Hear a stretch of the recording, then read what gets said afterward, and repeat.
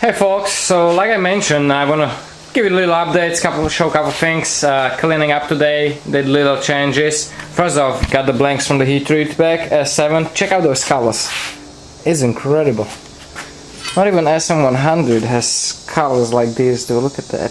That's pretty insane, beautiful colors.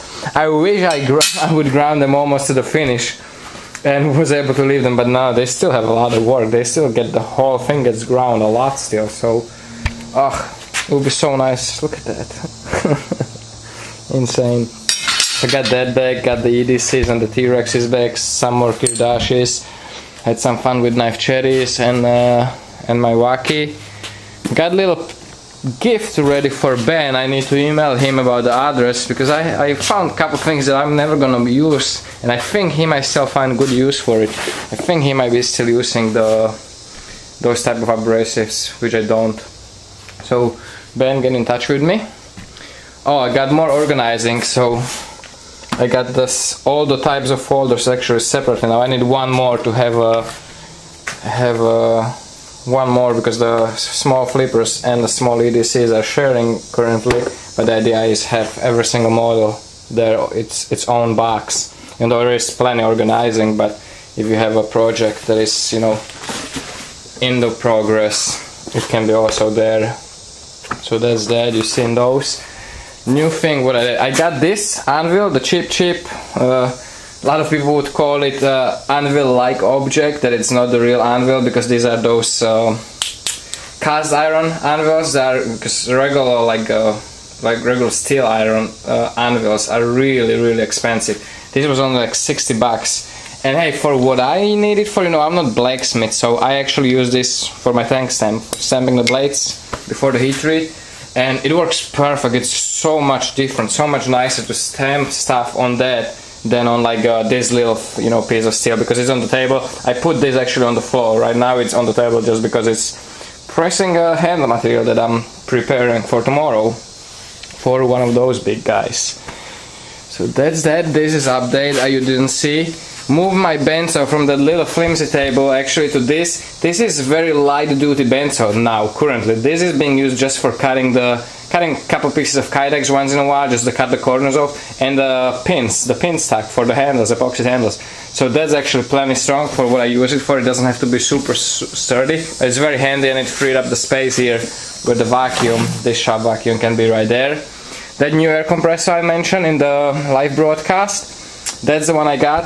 One thing what I love about it, it's really much quieter than the old one, much quieter.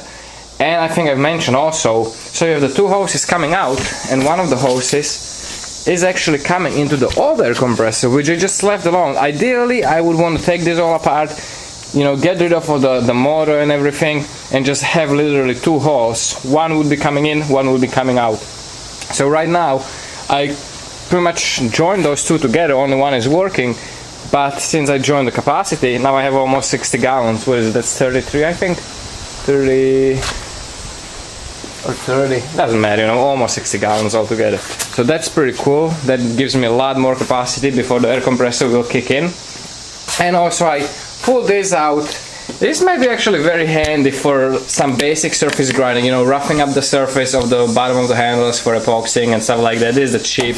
I always hated it. When I got it, I was so disappointed with this that I threw it in the corner and never ever used it. I was just so bummed out because my plans were different with it. I wanted to actually like grind knives. That was a long time ago, but it's completely incapable unless you do some crazy mods like Scott Wessex blades. Amazing Franken grinder. He made that thing into something you would never recognize. It was funny to watch him. Finally he got a new grinder. I'm so happy for him. So I got that here.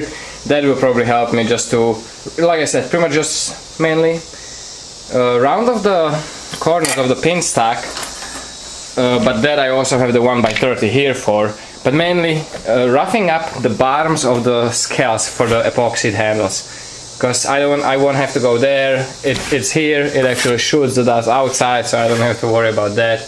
And it's so rarely I do such things that it might be handy. And it's, you know, it's not really in the way. It's still out of the way of the mill and everything. So far so good. Like it. And I think that's about it. Everything else is same. The the Anvil and air compressor are the two new things. But like I said, these are here, so you're gonna be seeing probably a couple of those, because there is a bunch of them are pre-ordered. I think pretty much everything except the knife cherries is pre-ordered, like I promised to people. Friends, returning customers, actually pretty much everything is returning customers, just very good customers that showed interest in them.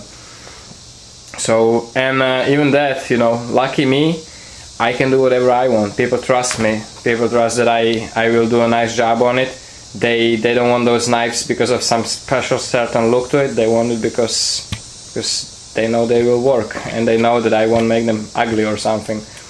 I guess they trust my taste, so that makes me really happy. You know, those type of custom pre-orders, yeah, I have no problem doing. Guys, hope you enjoyed it. Thanks for watching. Hope you picked up some new cool ideas maybe, or tips about the shop. Take care, stay safe, and remember, enjoy the beautiful Florida weather, and don't cut yourself.